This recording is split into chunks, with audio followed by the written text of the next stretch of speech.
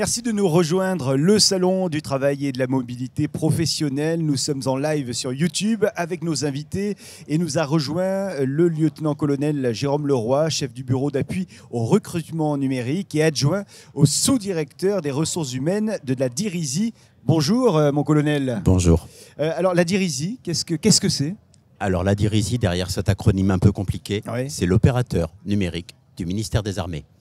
Toutes les fonctions numériques, réseau, système, transmission satellitaire, c'est notre champ de compétences. Donc quelle est votre mission quelle est la mission de ce département ? La mission du département de la DIRISI, Oui. la mission de la DIRISI, partout où vous avez des personnels du ministère déployés, que ce Oui. soit en opération extérieure ou sur les sites en métropole, vous aurez la DIRISI pour installer les réseaux, D'accord. la téléphonie, le développement d'applications. Aujourd'hui à la DIRISI, combien de personnes travaillent Aujourd'hui à la DIRISI, c'est 6500 postes. Ouais. Dans les faits, c'est plutôt 6200 personnes. Donc techniquement, un besoin en recrutement de 300. Et ce sont des personnes qui sont situées où ? Sur le territoire français, un petit peu partout dans le monde ? Alors, comme on a l'habitude de dire, le soleil ne se couche jamais sur la DIRISI. Techniquement, vous avez des personnels qui sont présents en métropole, en outre-mer, à l'étranger. Donc une organisation territoriale assez étalée sur le territoire. Et il y a un bureau qui a été créé cette année, le bureau du numérique. C'est quoi et pourquoi la création de ce bureau ? Alors, comme on l'a dit tout à l'heure, on a 6200 personnes pour 6500 postes. Donc un gros besoin en recrutement.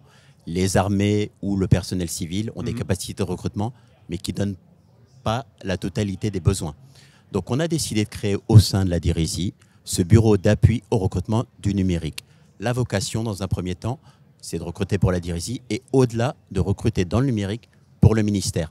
Donc c'est une organisation un petit peu orthogonale par rapport aux fonctions des armées et directions et services. L'idée, c'est vraiment de développer cette marque employeur et ce périmètre d'action du numérique.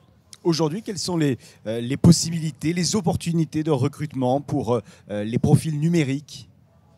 Alors, ce qui nous intéresse, en fin de compte, c'est vraiment les compétences des agents. Ouais. Derrière, on en fera des militaires ou des civils en fonction de leurs appétences personnelles. Vous avez un diplôme en développeur full stack. Moi, j'ai des besoins au sein des unités de développement.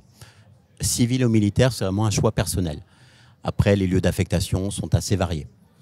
Je viens du privé, je peux absolument venir toquer à votre porte. Il y a peut-être une place pour moi.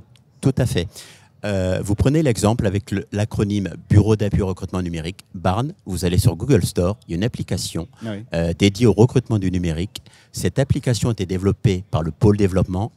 Le numéro 3 du pôle développement a exactement le profil que vous venez de me souligner. D'accord. Il vient du privé, il était autodidacte et avait sa propre boîte en freelance. Est-ce qu'il y a un niveau de recrutement minimum ou est-ce qu'il faut que j'arrive avec un certain niveau déjà ? Alors, ce qui nous intéresse, c'est vraiment des compétences. Civil ou militaire, un niveau d'études, une expérience, c'est ce qu'on va chercher à valoriser. On a un avantage. Au sein du ministère des Armées, hommes ou femmes, il n'y a pas de différence de salaire. C'est vraiment vos compétences et le niveau d'études que vous avez développé. De bac à bac plus 2, on est sur des profils de techniciens, que ce soit civil ou militaire. De bac plus 3 à bac plus 5, on est plutôt sur des profils d'ingénieurs. Donc là, on va être sur des chefs de projet, des profils de ce type. Alors j'ai des compétences, j'ai peut-être pas la formation qui va avec. Est-ce qu'il y a possibilité d'avoir une formation, un accompagnement qui me permette d'intégrer à terme la DIRISI ? Alors, techniquement, oui. Vous avez quand même un diplôme ou des expériences dans le domaine. On peut amener des formations d'adaptation à l'emploi. En termes de développement, par exemple, il vous manque une compétence Java, par exemple. Ça, c'est des choses qu'on peut amener en interne pour vous faire progresser.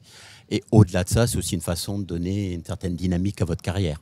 Là, j'ai bien compris qu'il y avait 300 postes à pourvoir, en gros. Hein. Sur ces 300 postes, quels sont les postes les plus recherchés, les profils les plus recherchés ? Les profils les plus recherchés, on est sur l'administration système, l'administration réseau. Ouais. Un petit peu de développement, mais il y a quand même une offre assez intéressante. Le cybersécurité et l'IA sont aussi des nouveautés qui commencent à être un peu plus prégnantes. Le BARN recrute pour la DIRISI, mais comme on l'a précisé tout à l'heure, aussi au profit du ministère.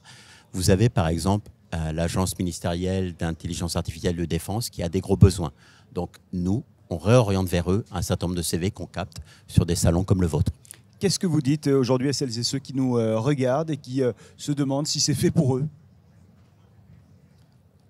Je pense que le ministère des Armées peut être comme n'importe quel employeur. Il fut un temps, vous rentriez en tant que fonctionnaire, en tant que militaire pour faire une carrière. Ce n'est pas forcément les attentes des jeunes générations. Donc on a des gens qui rentrent militaires ou personnel civil et qui font 5 ans, 10 ans. C'est une expérience. L'avantage que nous proposons, c'est que vous avez des expériences en termes de mobilité, en termes de sujets sur lesquels vous avez travaillé, qui sont un peu uniques finalement. Vous ne rencontrerez pas dans le privé. Merci infiniment d'être venu jusqu'à nous. Où est-ce qu'on peut vous retrouver pour ce salon du travail et de la mobilité professionnelle? Alors l'avantage, c'est que je suis juste à côté de vous, donc juste derrière. N'hésitez pas à passer nous voir. Bien, on pourra vous poser un certain nombre de questions. Merci mon colonel. Je vous en prie. Jérôme Leroy, chef du bureau d'appui au recrutement numérique et adjoint au sous-directeur des ressources humaines de la Dirision. On vous souhaite un bon salon du travail et de la mobilité professionnelle. Et nous, on revient dans un instant avec la suite de nos interviews. Nous irons en Seine-Maritime qui cherche à attirer de nouveaux arrivants. On en parle dans un instant.